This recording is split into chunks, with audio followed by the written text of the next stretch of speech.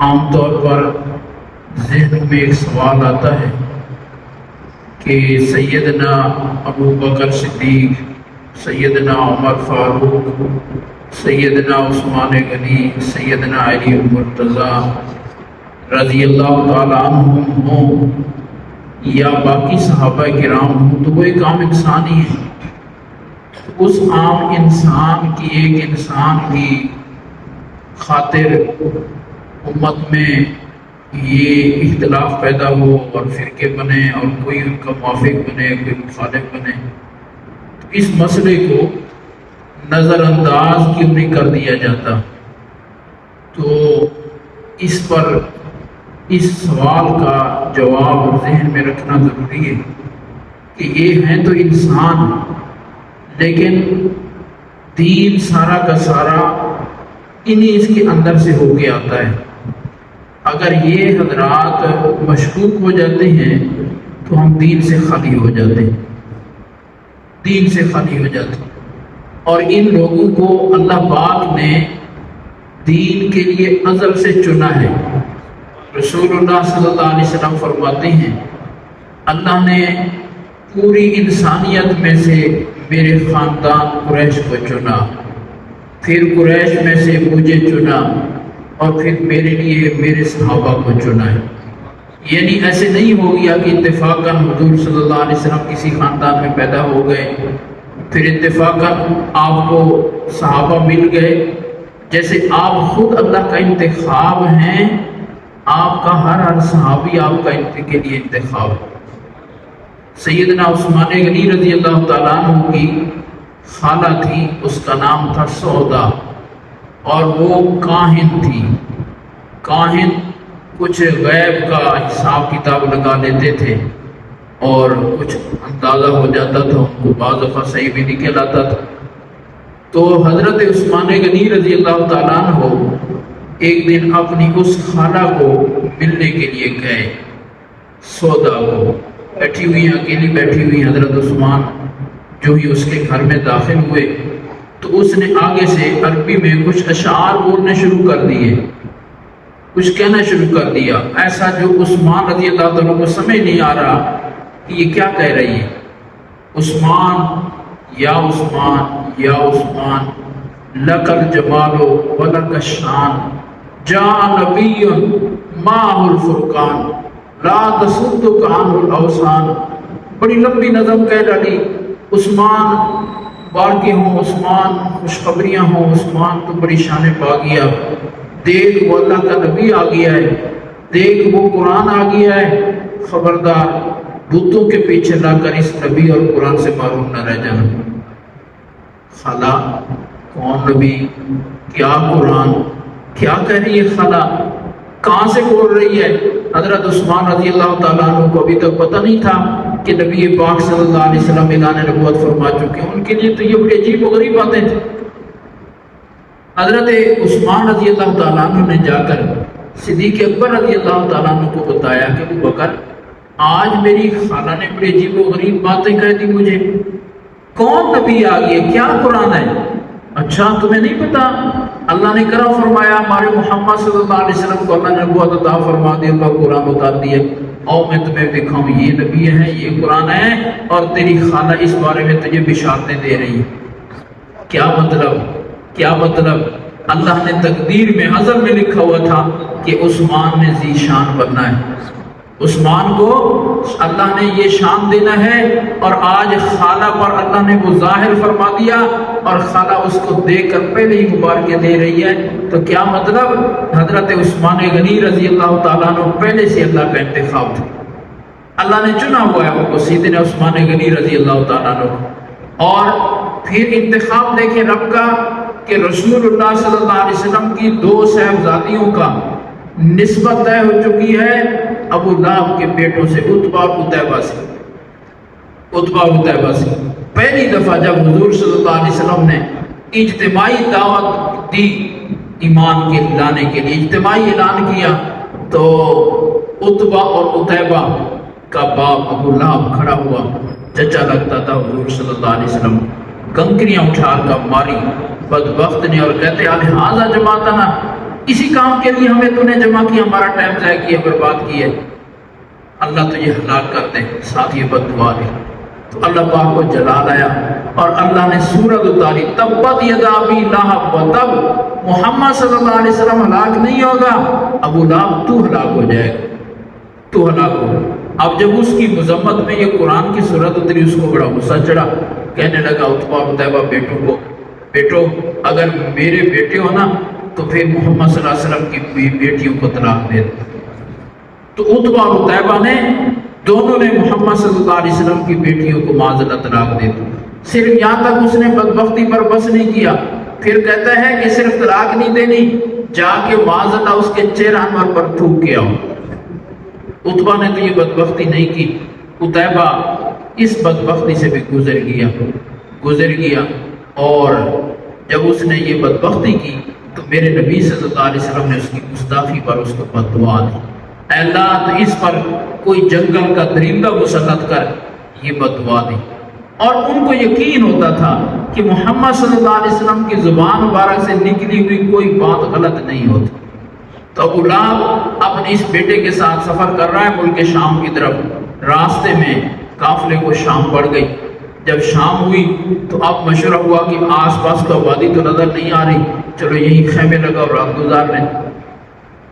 تو خیمے لگانے لگے، علاقے کا کوئی آدمی گزرا، کہنے لگا یہ علاقہ خطرناک ہے، یہاں شیر جنگل وغیرہ کے رہتے ہیں، اس لیے یہاں آگے پیچھے چلے جاؤ، یہ علاقہ ٹھہرنے کے قابل نہیں ہے۔ وہ کہنے لگے ہم کدھر جائیں، رات ہو گئی ہے، اجنبی ہیں، مسافر ہیں۔ تو خیر انہوں نے وہاں اونٹ بٹھائے اور وہاں سامان اتارا۔ ابو لہب کہنے لگا باقی سب کی خیر ہے، میرے بیٹے کو محمد صلی اللہ علیہ وسلم نے بد دعا دی ہے، اس کا خیال رکھنا ہے، باقیوں کی خیر ہے۔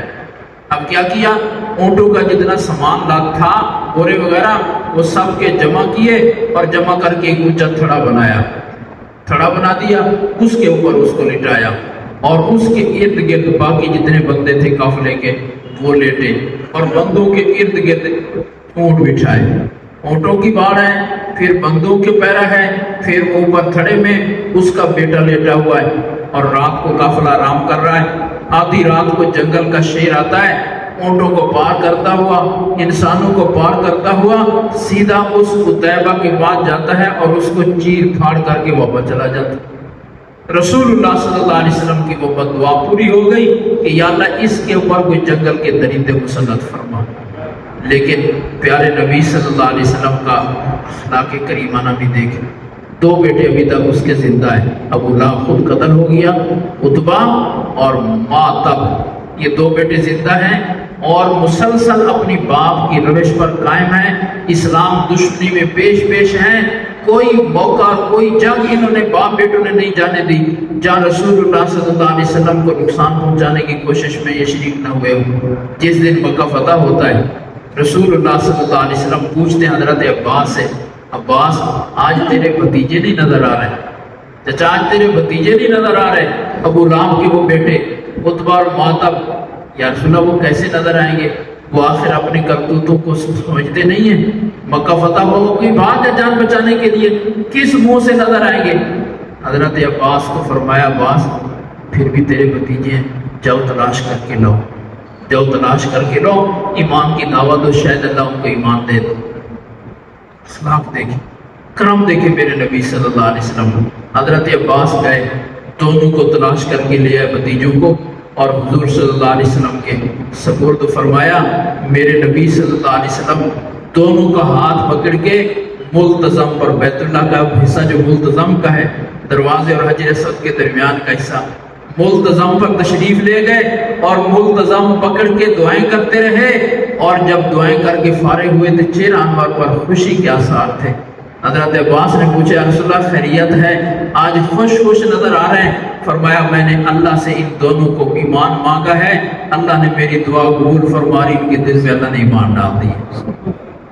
اس کیفیت میں بھی میرے نبی صلی اللہ علیہ وسلم نے ابو لہب کے دو بیٹوں کو اس موقع پر کلمہ کی تلقین فرمائی اور دونوں مسلمان ہو گئے، مسلمان ہو گئے۔ خیر لیکن وہ سعادت ان کی قسمت میں نہیں تھی کہ نبی پاک صلی اللہ علیہ وسلم کے दामाद बन सके। ईमान अल्लाह ने बेशक बाद में दे दिया।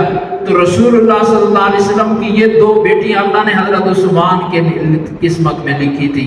बड़ी बेटी हजरत रुकैया, उनका निकाह हजरत उस्मान रजी अल्लाह तआला से हो गया और मक्के में शुरू में हो गया। और मक्के में जब ज्यादतियां शुरू हुई तो हजरत उस्मान और उनकी आहलिया रसूलुल्लाह सल्लल्लाहु अलैहि वसल्लम की साहबजादी, हुक्म हुआ अब्बा जी का हबशे में हिजरत कर जाओ, हबशे में हिजरत कर जाओ। कौन बैठा है हबशे में, को वाकिफ है? बस सुना है कि वहाँ का बादशाह बड़ा रामदिल है और हिजरत कर जाओ। अपनी बच्ची को यूं पराए मुल्क में भेजना जबकि आगे कोई ठिकाने का पता भी ना हो, हाथ रख के दिल मर्द सोचे कि कितना बाप के लिए कितना मुश्किल है। हुजूर सल्लल्लाहु अलैहि वसल्लम ने अपने साहबजादी को अपने शौहर के साथ रवाना कर दिया हबशे में। कई महीने गुजरे, रसूलुल्लाह सल्लल्लाहु अलैहि वसल्लम हबशे से को आता है, पूछते हैं मेरे दामाद मेरी बच्ची को कहीं किसी ने देखा हो, किस हाल में रह रहे हैं? तो एक दिन किसी आने वाली खातून ने बताया कि मैंने हजरत उस्मान को और आपकी साहबजादी को देखा तो दोनों खैरिया से वहाँ रह रहे। तो मेरे नबी सल्लल्लाहु अलैहि वसल्लम बहुत खुश हुए उस दिन कि खैर खबर की खबर मिल गई, मेरी बच्ची की खैर खैरिया से हैं, एक पराए मुल्क में अजनबी मुल्क में गए हुए हैं। और फरमाया लूत अलैहिस्सलाम ने अपनी आहलिया के अपनी बेटियों के साथ हिजरत की थी और आज अल्लाह के नबी सल्लल्लाहु अलैहि वसल्लम की बेटी ने भी दीन के लिए हिजरत की हुई है। और ये इस उम्मत की पहली हिजरत है कि अल्लाह के नबी सल्लल्लाहु अलैहि वसल्लम और उनके दामाद ने आज हबशे की तरफ हिजरत की। फिर वहां से वापस आए, मदीने की तरफ हिजरत शुरू हुई। तो इसी बीबी रुकैया रजी अल्लाह तआला अन्हा ने अपने शौहर के साथ मदीने की तरफ हिजरत फरमाई, वहां जाके रही। और दूसरे साल बदर की लड़ाई पेश आई, उधर बदर की लड़ाई पेश आ गई, उधर हजरत रुकैया बीमार हो गई और शदीद बीमार हो गई। हजरत उस्मान रजी अल्लाह तआला अन्हु तैयारी कर रहे हैं जिहाद के लिए, बदर की लड़ाई के लिए। मेरे नबी सल्लल्लाहु अलैहि वसल्लम फरमाते उस्मान तुम्हारी बीवी ज्यादा बीमार है, इसलिए मेरा हुक्म यह है कि तुम यहीं ठहर जाओ, जिहाद में नहीं जाना, लेकिन पूरा पूरा सवाब भी मिलेगा। और अगर अल्लाह ने फतह दे दी, जितना माले गनीमत में से हिस्सा आम मुजाहिद को मिलेगा वो हिस्सा भी तुम्हें मिलेगा, अजर भी मिलेगा। तुम मेरी तरफ से गोया जिहाद में शरीक समझे जाओगे, तुम अपनी बीवी की खिदमतदारी के लिए यहीं रहे। हजरत उस्मान रजी अल्लाह तआला अन्हु अपनी आहलिया की खिदमतदारी के लिए वहीं रह रहे हैं। उधर जिस दिन फतह की खुशखबरी आती है, कासिद मदीना में खुशखबरी लेकर आ रहा है कि अल्लाह ने मैदान बदर में मुसलमानों को, सहाबा किराम को, प्यारे नबी सल्लल्लाहु अलैहि वसल्लम को फतह दे दी है। उधर हजरत रुकैया की तदफीन हो रही है, वो वफात पा गई हैं, तदफीन हो रही है। रसूलुल्लाह सल्लल्लाहु अलैहि वसल्लम अपनी लख्त जिगर का जनाजा नहीं पढ़ सके, रसूलुल्लाह सल्लल्लाहु अलैहि वसल्लम अपनी लख्त जिगर के दफन में शरीक नहीं हो सके। मुसलमानों सोचो कि मेरे नबी सल्लल्लाहु अलैहि वसल्लम ने उम्मत के लिए क्या क्या कुर्बानियां दी, क्या क्या कुर्बानियां दी हैं कि आज अपनी बच्ची के जनाजे से भी मारूम है मेरे नबी सल्लल्लाहु अलैहि वसल्लम। हजरत उस्मान रजी अल्लाह तआला अन्हु आहलिया मोहतरमा अल्लाह को प्यारी हो गई, हर वक्त गुमसुम रहते हैं जैसे कि दुनिया ही उजाड़ हो गई। किसी ने पूछा उस्मान खैरियत है? फौतगियां होती रहती हैं, अगर एक बीवी चली गई तो बीवियां बहुत हैं। अर्ज करने लगे बीवी का मसला नहीं है, मसला ये था कि ये मेरी बीवी नहीं थी, मेरी इसके जरिए से नबी पाक सल्लल्लाहु अलैहि वसल्लम से दामादी का रिश्ता जुड़ा हुआ था। बीवी तो मिल जाएगी, दामादी कहाँ से लेके आऊंगा मैं, ये रिश्ता कहाँ से दोबारा मुझे मिलेगा, ये मुझे हसरत है। खैर अल्लाह ने फजल फरमाया, नबी पाक सल्लल्लाहु अलैहि वसल्लम की इससे छोटी साहबजादी हजरत उम्मे कुलसूम का निकाह फिर हुजूर सल्लल्लाहु अलैहि वसल्लम ने हजरत उस्मान से कर दी। वो जो एक हसरत थी ना, दामादी खत्म हो गई। और शायद इंसानी तारीख में जब से आदम अलैहिस्सलाम से अंबिया का सिलसिला चला, नबियों को अल्लाह ने बेटियां दी, उनके दामाद बने, लेकिन शायद आज तक पहली दफा है कि किसी के घर में नबी की 2 बेटियां आई हो। ये शर्फ सिर्फ सैयदना उस्मान गनी रजी अल्लाह तआला को दिया। हुजूर सल्लल्लाहु अलैहि वसल्लम की साहबजादियां कितनी हैं? 4। सबसे बड़ी साहबजादी हजरत बीबी ज़ैनब रजी अल्लाह तआला अन्हा, उनके शौहर हजरत अबुल आस, वो भी हुजूर सल्लल्लाहु अलैहि वसल्लम के दामाद। सबसे महबूब बेटी लफ्ज़ जिगर सैयदना फातिमा ज़हरा, छोटी छोटी बेटी सैयदना अलीउल मुर्तज़ा रज़ी अल्लाह तआला अन्हु के निकाह में, वो भी हुज़ूर सल्लल्लाहु अलैहि वसल्लम के दामाद हैं, लेकिन हज़रत उस्मान दोहरे दामाद। اور آج تک کسی نبی کی 2 بیٹیاں آگے پیچھے کسی کے گھر میں ہوں، یہ شرف اللہ نے حضرت عثمان رضی اللہ عنہ کے علاوہ کسی اور کو نہیں عطا فرمایا۔ اسی لیے ان کو ذوالنورین کہا گیا کہ اللہ نے ان کو 2 نور عطا فرمائے، 2 نور عطا فرمائے۔ اور یہ عجیب شرف ہے اور یہ عجیب اعزاز ہے حضرت عثمان غنی رضی اللہ تعالیٰ عنہ۔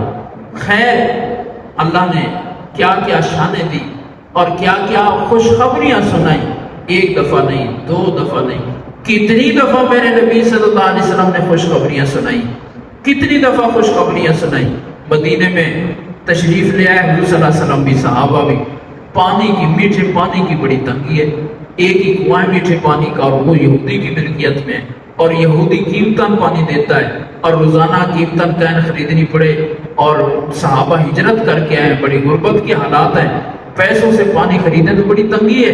حضور صلی اللہ علیہ وسلم نے حکم اعلان فرمایا، کون ہے مسلمانوں کے لیے میٹھے پانی کا انتظام کر دے، اللہ اس کے لیے جنت کا انتظام کر دے گا۔ حضرت عثمان غنی رضی اللہ عنہ گئے اس یہودی کے پاس، سودا بتا، قیمت بتا، میں نے یہ کنواں خریدنا ہے۔ اس نے کہا سارا تو نہیں بیچتا میں، آدھا بیچنے کے لیے تیار، چلو آدھا بیچ دے۔ بہت مہنگی اس نے قیمت بتائی، 12,000 درہم میں آدھا کنواں میں بیچ دوں گا۔ بہت اچھا، میرا ہو گیا، آدھا میرا آدھا تیرا، ٹھیک ہے جی۔ حضرت عثمان، اب اس کا مطلب یہ ہوگا 1 دن کنویں کا پانی تم لوگے، 1 دن کنویں کا پانی میں لوں گا، ٹھیک ہے جی۔ حضرت عثمان غنی رضی اللہ تعالیٰ نے مدینے میں اعلان کروا دیا کہ جس دن میری باری ہے نا کنویں کی، سارے مدینے والوں کو مفت میں پانی لے جانے کی اجازت، برتن بھر جائیں، جانوروں کو پلائیں، خود لے جائیں، جس کے پاس جتنا برتن ہے بھر کے لے جاؤ، میرے دل میں کسی سے کوئی پیسہ نہیں ہے۔ اب کیا ہوا، جس دن حضرت عثمان رضی اللہ تعالیٰ عنہ کی باری ہونی، اس دن سب نے اپنے اپنے برتن بھر لینے، اور جس دن یہودی کی باری ہونی اس دن کسی نے پانی پینے کے لیے آنا ہی نہیں۔ اب وہ بیٹا دیکھ رہا ہے کہ میرے ساتھ کیا ہو گیا، میں نے تو سارا کنواں ہی بیچ دیا۔ اب کہنے لگا جی دوسرا بھی خرید لو، یہ دوسرا اتنا مہنگا تو میں نہیں خریدوں گا جتنا پہلے تو نے دیا، چلو 8,000 کا خرید لو۔ پہلا کتنے کا بیچا؟ 12,000 کا، دوسرا حصہ خریدا 8,000 کا، اور اب 20,000 میں پورا وہ کنواں حضرت عثمان رضی اللہ تعالیٰ نے خرید کر وقف کر دیا کہ یہ مدینے والوں کے لیے وقف، اللہ لے جائے۔ آج بھی وہ کنواں مدینے میں چل رہا ہے، الحمدللہ آج بھی وہ موجود ہے، اور اس کا پانی حاجی پیتے ہیں۔ اللہ ہم سب کو اس کنویں کا پانی نصیب فرما دے۔ حضرت عثمان غنی رضی اللہ تعالیٰ عنہ 1400 صدیاں، 1450 صدیاں گزر گئی، آج تک وہ پانی پیا جا رہا ہے، اور کسی انسان نے، کسی جانور نے، کسی پرندے نے پانی پیا ہے یا پیتا رہے گا، ہر گھونٹ کا ثواب سیدنا عثمان غنی رضی اللہ تعالیٰ کے کھاتے میں جا رہا ہے۔